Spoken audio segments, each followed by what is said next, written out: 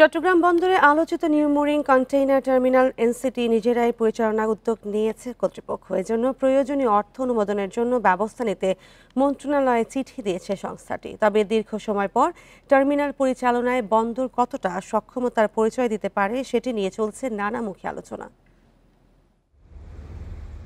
চট্টগ্রাম বন্দরে new mooring container terminal NCT পরিচালনায় বেসরকারি প্রতিষ্ঠান সাইফ পাওয়ারটেকের সঙ্গে চুক্তির মেয়াদ শেষ হচ্ছে 6 জুলাই। নতুন অপারেটর নিয়োগে কোনো সিদ্ধান্ত না আসায় টার্মিনালটি নিজেরাই পরিচালনার প্রস্তুতি নিয়েছে বন্দর কর্তৃপক্ষ। প্রাথমিকভাবে 6 মাস টার্মিনাল পরিচালনা করতে চায় বন্দর কর্তৃপক্ষ। এজন্য খরচ হবে প্রায় 42 কোটি টাকা। বন্দরে আমদানি রপ্তানি স্বাভাবিক রাখতে সরকারের সিদ্ধান্তের অপেক্ষায় আছে সংস্থাটি। 6 জুলাইয়ের পরে আমরা এটা মন্ত্রণালয়ের সিদ্ধান্তের অপেক্ষায় আছি। এই সিদ্ধান্ত অনুযায়ী আমরা ব্যবস্থা নেব। যদি চট্টগ্রাম বন্দর কর্তৃপক্ষকে সেটা চালাতে হয়, আমরা সব ধরনের প্রস্তুতিও নিয়ে রাখতেছি।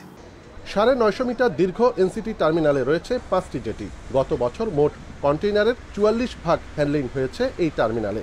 বন্দরের ব্যবস্থাপনায় টার্মিনালটি চালু রাখার বিষয় নিয়ে আলোচনা চলছে ব্যবহারকারীদের মধ্যে।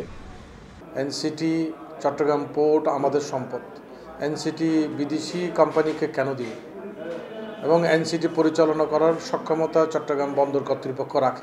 পরিচালনা করতে পারলে আর্থিকভাবে দেশ লাভবান হবে। পুরনো কায়দায় যদি মার্চেন্ট শ্রমিক আসে অথবা বার্তা অপারেটররা যে নিয়মে শ্রমিক দিয়েছে সেইটা যদি থাকে, তাহলে আমরা কোনো ভালো কিছুই আশা করতে পারি না। এই সব থেকে আমরা বেরিয়ে আসতে না পারলে কে পরিচালনা করছে আসলে এটা খুব ম্যাটার করবে বলে আমি মনে করি না।